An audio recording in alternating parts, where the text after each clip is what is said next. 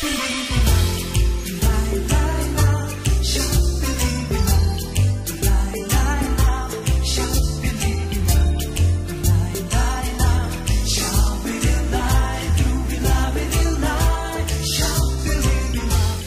아침 생활에 생생하고 유용한 정보를 드리는 라디오 정보 시간입니다.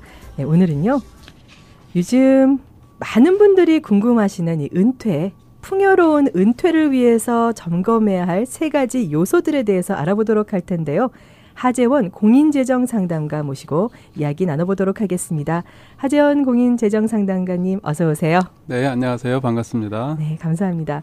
요즘 사실 많은 사람들이 언론과 인터넷 등에서 늘상 듣는 단어 중에 하나가 은퇴라는 단어가 아닐까 싶습니다. 네, 그렇죠. 네. 그런데 이 은퇴라는 단어가 나타난 지 얼마 안 됐다면서요? 예, 이제 은퇴는 사실 새로 생겨난 개념인데요. 1800년대에 산업혁명이 일어나고 나서 이제 사람들이 출퇴근을 하게 됐죠. 출퇴근을 한다는 건 곧 직장이 있다는 개념이고, 이 공장이나 직장에서는 항상 생산력이 뛰어난 인플로이를 갖고 싶은데 인플로이들이 근로자들이 이제 나이가 들어가시면서 네. 생산력이 떨어지잖아요. 그러면 그분을 당신은 생산력이 떨어졌으니 이제 우리가 그만 쓰겠습니다. 이러면 사회가 너무 슬프네요. 네, 너무 슬픈 네. 일이죠. 네. 곧 우리도 그렇게 될 텐데. 네. 네, 그래서 이제 어떤 체계가 필요하겠다. 생산력이 떨어진 근로자들의 노후를 보장해야 되지 않겠냐 해서 이제 미국 같은 경우는 1935년에 소셜 시큐리티 법이 정해지고 또 독일에서는 조금 더 일찍 사회보장 제도가 이제 도입이 되고 이렇게 하면서 생산력이 떨어진 근로자들의 노후를 보장해주고 그분들이 이제 현업에서 물러나시는 걸 은퇴라고 표현을 하게 된 거죠. 그래서 리타이어는 흔히 그렇게 생각하면 돼요. 자동차가 아직 엔진하고 바디가 멀쩡한데 리타이어, 그러니까 타이어만 가르면 또 한참 탈 수 있는 거예요. 리타이어니까 리타이어요. 그렇죠. 네. 네. 그래서 좀 새로운 시작을 의미하고, 또 지금은 현대 사회는 평균 수명이 이제 비약적으로 증가해서 그렇죠. 사실 옛날에는 은퇴를 하셔도 지내셔야 되는 시간이 10년 미만, 10년 안짝 이런 셈이었는데 지금은 20년, 길게는 30년 이렇게 되기 때문에 네. 그 사이에 이제 어떤 재정적인 보장, 또 생활 방편 마련 이런 게 상대적으로 중요해질 수밖에 없죠. 그렇군요. 어떻게 보면은 이제 은퇴를 이미 하신 세대 분들도 이제 계시고요. 굉장히 많은 베이비부머가 이제 은퇴를 많이 하셨죠. 네. 근데 그분들을 보면서 저희들도 은퇴라는 것은 저렇게 하는 것이다라고 저희도 사실 배우고 있는 세대 중에 하나인데요. 저도 요즘에 많은 이제 언론이라든가 매체에서는 앞으로 20년 후에는 소셜 시큐리티가 고갈된다. 이런 뉴스들, 굉장히 불안한 뉴스들이 많이 나오고 있습니다. 그래서 도대체 우리는 풍요로운 은퇴를 위해서 아니면 적어도 내가 정상적인 생활을 하기 위한 은퇴를 위해서는 무엇을 준비해야 될까 하는 그런 생각을 많이 곧돌이 하게 되는 것 같아요. 예. 당연하신 생각이시고, 미리 그렇게 생각을 하시는 것이 앞으로 풍요로운 미래를 준비하는데 가장 중요한 스텝이라고 할 수 있죠. 일단 인식이 있어야 행동이 옮겨질 수 있으니까. 아까 제가 얼핏 언급하기를 사회보장 제도는 1930년대에 만들어진 것입니다. 그래서 1930년대 아마 미국의 평균 수명이 60세 전후나 60대 중반 그 정도가 아니었을까 싶어요. 그래서 그거를 기초로 해서 만들어진 사회보장 제도가 지금 평균 수명이 80세인 21세기에 은퇴하신 분들의 노후를 보장한다는 건 상당히 어렵죠. 맞지가 않죠. 네. 그래서 그것에 대한 개선은 계속 일어나고 있습니다. 우선은 full retirement age가 65세에서 지금 이제 점점 늘어서 이제 67세, 61년생 출생 이후가 67세부터 받으실 수 있을 거예요. 그렇게 점점 이제 부분적인 수정을 하고 있지만, 약 30년 전에 소셜 시큐리티 인컴이 은퇴한 사람의 수입의 약 50%를 책임지고 있었다면 필요한 수입에 네. 지금은 한 3, 40%가 되지 않을까 해서 은퇴는 결국 나라의 책임이 아니라 본인의 책임을 먼저 인식하시고 예, 준비를 하셔야죠. 네. 그렇다면요. 첫 번째, 이 은퇴한 다음에 매달 들어야 되는 어떤 그 수입원이 있어야 될 거 아니에요. 그러면 그런 것들은 얼마나 필요한지 또 어떻게 그걸 마련할 수 있는지 그런 궁금증이 좀 생기거든요. 예. 제가 기회가 있을 때마다 꼭 우리 한인 동포 사회에 드리고 싶었던 말씀은 우리 주류 사회 우리 계신 미국인들은 어렸을 때부터 본인이 원튼 원치 않던 은퇴 준비를 이미 반강제적으로 시작들을 하셨어요. 그분들의 대부분은 직장 생활을 하시거나 아니면 비즈니스를 하시더라도 그 사업체의 은퇴 계획이 마련돼 있으니까 20대 중후반서부터는 자기 수입의 일정 부분을 불입을 하고 계신 거죠. 네. 근데 우리 한인 동포분들께서는 자기 비즈니스를 하시는 경우가 굉장히 많았고 네. 또 직장 생활을 하시더라도 영세하니까 그런 은퇴 계획이 없어서 정말로 본인이 알아서 잘 해야 되는 시스템인데 시험이 닥쳐야 공부를 하듯이 네, 그게 참 쉽지 않은 일이었죠. 그래서 지금부터는 일정 수입을 꼭 은퇴를 위해서 따로 적립을 한 시스템 생각만으로 말고 내가 싫어도 저절로 일어나게끔 은퇴구자를 개설하셔서 자동 이체가 되게 그렇게 하신다면 소셜 시큐리티와 그 은퇴구자에서 나오는 수입이 그러니까 소셜 시큐리티가 하나 더 생기는 거나 마찬가지인 거죠. 네. 본인이 마련한 소셜 시큐리티, 나라가 마련해준 소셜 시큐리티 그렇게 하면 일단 기본적인 필요는 많이 해결되지 않을까 싶습니다. 네. 그런데요, 그냥 마냥 머릿속으로 생각만 하시지 그걸 이제 뭘 계산을 하고 막 그런 제대로 일을 꼼꼼하게 하지를 않는 게 문제인 것 같아요. 저는. 뭐 얘기는 많이 듣지만. 네. 맞습니다. 그래서 이런 방송이라든지 또 요새는 언론 매체 아까 말씀하신 것처럼 은퇴라는 걸 굉장히 많이 다루거든요. 네. 그래서 이렇게 한번 생각을 해보시면 좋을 것 같습니다. 이제 젊으신 부모님들은 우리 아이 대학 보낼 일이 걱정이야 하시지 않습니까? 네. 근데 대학은 어찌됐건 4년이면 끝나고 네.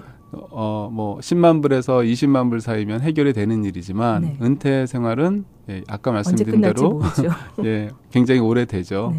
네. 그래서 그렇게 필요하다는 걸 인식하시고 그다음에 저는 그렇게 생각해요. 사람은 어느 정도 강제적인 방법을 동원해야 움직여지는 것 같아요. 네. 그래서 뭐 재정 상담가든 이렇게 전문의를 만나서 돈의 액수가 많고 적음보다 내가 감당할 수 있는 일정 부분이라도 강제적으로 저축이 되게 하는 그런 장치를 마련하시는 게 그러니까 아주 자동적으로 돈이 빠져나가게끔 만들어 놓으라는 말씀이죠. 맞습니다. 본인의 이제 재정 상담가 같은 전문의를 만나서 본인의 시츄에이션을 잘 설명드리면 해당 가정에 무엇이 제일 좋을지 잘 안내해 드릴 거예요. 네. 그러면 이제 그거를 실행에 옮겨야 되는데 이제 매월 일정 금액을 저축하도록 셋업을 해놓고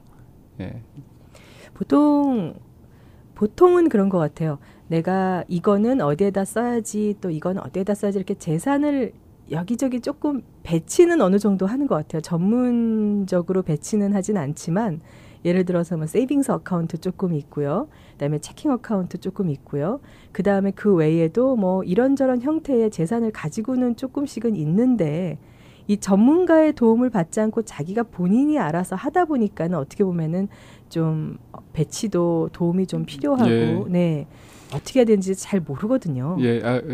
굉장히 중요한 말씀을 해주셨어요. 제가 오늘 주제가 그 은퇴를 위한 3가지 준비인데 첫 번째는 젊으신 분들은 저축을 시작하는 거였고 두 번째 이제 은퇴에 가까워지시는 분들은 내가 은퇴를 언제쯤 할 건데 나한테 그러니까 소셜 시큐리티를 비롯한 끊어진 인컴을 대체할 수단이 어떤 게 있고 얼마 정도를 내가 충당할 수 있구나 이거를 따져 보셔야 돼요. 잘. 그다음에 이제 은퇴를 가까이 두고 계시면 네. 말씀하신 대로 소유하고 있는 재산을 재배치를 잘 해야 합니다. 그래서 뭐 우리 옷도 그 봄, 여름, 가을, 겨울에 입는 옷이 다르고 네네. 그리고 또 자기 체형과 특징에 맞게 옷을 입어야지. 나이 들수록 또 체형이 바뀌잖아요. 예. 네. 또 남이 입었다고 나도 그 옷을 어울리는 것도 입어보면 아니고요. 그렇게 어울리는 건 네. 아니지 않습니까? 그래서 재산도 우선 그 은퇴에 대비해서 이런 점들을 염두에 두고 그 배치를 다시 하셔야 됩니다. 첫째는 그 리스크죠. 내가 갖고 있는 재산이 사회의 큰 변혁이나 변동에 의해서 크게 줄어들거나 손실을 볼 수 있는 형태인가. 그거를 반드시 계산을 하셔야 되고요. 참고적으로 2008년도 파이낸셜 크라이시스 때 미국 주식시장은 한 40%가 떨어졌어요. 네. 한 해. 그리고 그와 마찬가지로 그때 그 서프라임 몰게지 같은 것 때문에 우리 집 이런 부동산도 얼마나 많이 잃으신 하락을 분들도 했습니까? 많죠. 네. 예. 그래서 그런 일이 생기면 안 되기 때문에 그 내 재산이 어느 정도의 리스크를 가지고 어떤 형태로 있는가를 보셔야 되고 그다음에 지금 말씀드리는 게 더 중요한데 돈은 내가 호환성이 있어야 사실 나의 돈인 거예요. 언제든지 현금으로 바꿀 현금화할 수 있는. 네. 그래서 모든 돈을 그렇게 놔둘 수는 없으나 은퇴 뒤에는 현업에 계셨을 때보다는 예기치 못한 어려움이 생기거나 그런 일이 발생하였을 때 현금으로 호환성을 갖춰야 되는 거죠. 그래서 또 우리나라 97년도에 IMF가 생겼을 때 우리나라가 갑자기 가난해진 건 아니었단 말이에요. 각 외환 보유고가 떨어졌었죠. 네네. 그게 현금 호환성이 떨어졌다는 거예요. 그래서 현금 호환성 확보를 위해서 우리나라의 대기업들을 싼 값에 외국에 팔아서 현금을 마련했었어야 되는 거죠. 네. 그 IMF 때. 네. 마찬가지로 은퇴 뒤에도 내가 돈이 아무리 많은 돈이 있어도 다 잠겨 있는 돈, 현금으로 호환하려면 헐값에 팔아야 되는 것이라든지 이런 형태의 과도하게 있으면 어려움을 겪으실 수 있습니다. 네, 그렇군요. 그 외에도 요즘에 이제 많은 분들이 이제 의료 비용에 대한 그 질문이 참 많으세요. 그래서 보험에 대한 궁금증도 굉장히 많으시고요.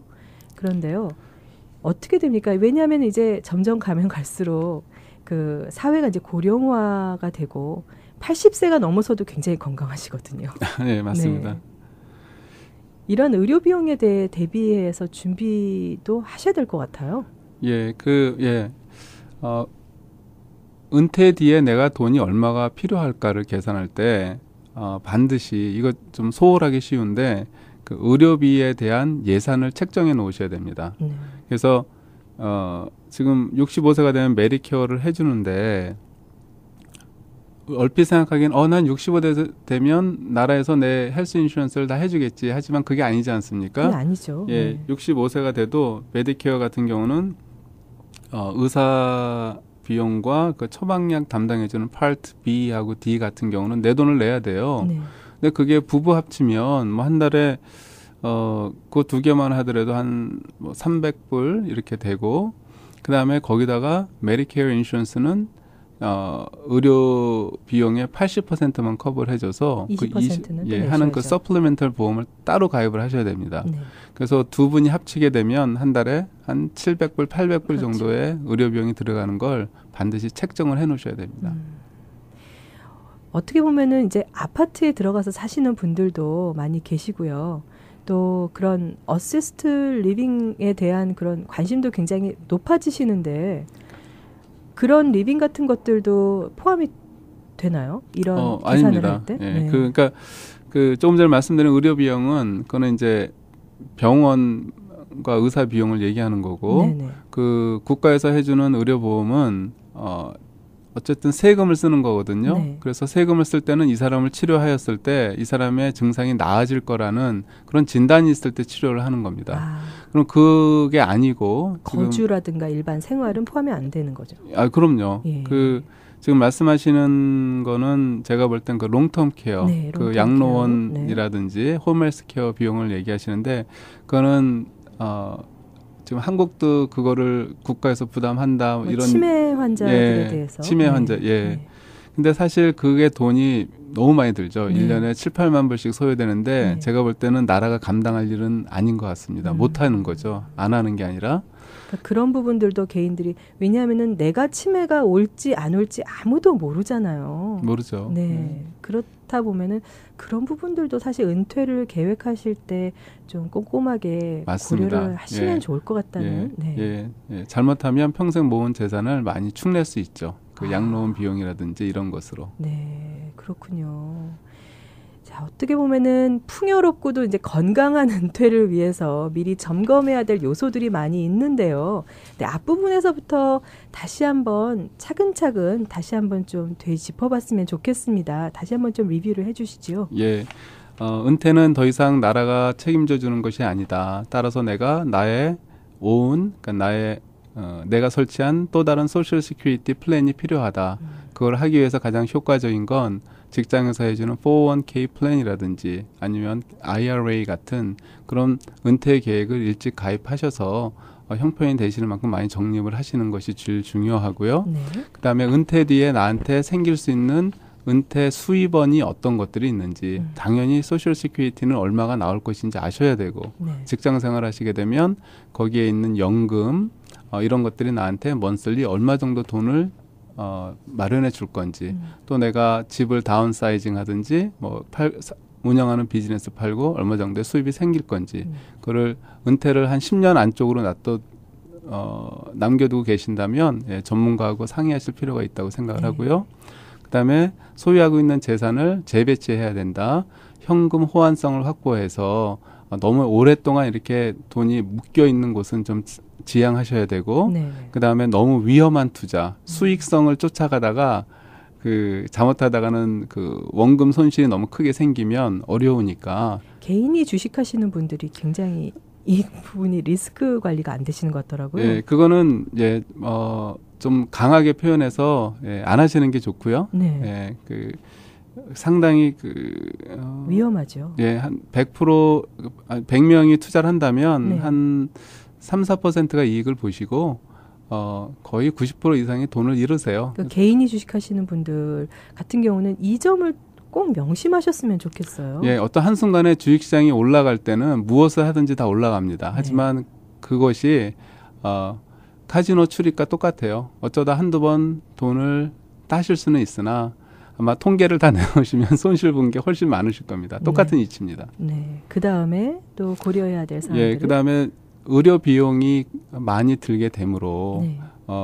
은퇴 뒤에 내 지출 항목을 따지실 때 적어도 한 달에 1,000불 정도는 나의 의료 혜택을 위해서 내가 은퇴 뒤에는 지출을 해야 된다. 주거비에 1,000불, 의료비에 1,000불. 그래서 2,000불은 고정적으로 지출되는 항목이다라고 미리 대비를 해두셔야 되고요. 네. 의료보험은 상대적으로 해결하기가 쉬워요. 메디케어 보험하고 메디케어 서플리먼트 하면 되지만 양로원 보험이라든지 이런 것들은 쉽게 이렇게 해결하기가 간단한 게 아니기 때문에 또 각자의 시츄에이션 때문에 많이 다릅니다. 그래서 이 부분도 아마 전문가하고 상의를 해보셔야 될 것 같습니다. 네. 자, 오늘은 풍요로운 은퇴를 위해서 미리 점검해야 할 3가지 요소들에 대해서 알아봤는데요. 공인재정 상담가 하재원 선생님과 이야기 나누고 있습니다. 하재원 선생님, 시카고 옥브룩 파이낸셜 그룹에서 지금 계속 많은 고객분들을 상담하고 계시는데요. 시카고 옥브룩 파이낸셜 그룹이면 옥브룩 지역에만 아닙니다. 저희 네. 그 회사가 생겨날 때 그 옥브룩에 사무실이 있어서 사실 그 회사는 우리 한국 회사는 아니고 우리 미국 분들이 세우신 회사라서 그 지역에 생겨서 지역명을 따오신 것 같아요. 하지만 지금은 뭐 전국에 클라이언트가 다 산지에 계시죠. 네. 그러면은 이쪽 이제 노스브룩이나 글렌뷰 지역에 계시는 한인들 위치 지역에서도 많은 고객분들을 만나시겠네요. 예, 저는 옥브룩에 저희 메인 오피스가 있고요. 네. 또 글렌뷰에도 우리 한인 고객을 위한 그 셀룰라이트 오피스가 있습니다. 그래서 편하신 곳에서 상담을 해드리고 있죠. 네, 궁금하신 분들은 어디로 연락드리면 될까요?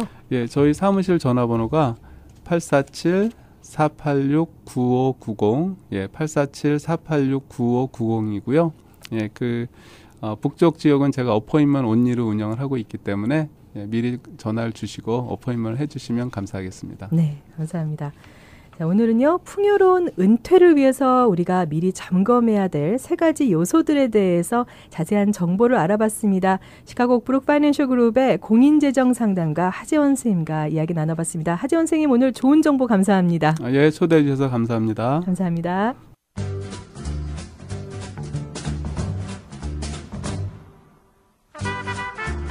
오늘 라디오 정보에서는 시카고 브룩 파이낸셜 그룹의 공인재정 상담가 하재원 상담가와 함께 이야기 나눠봤습니다. 풍요로운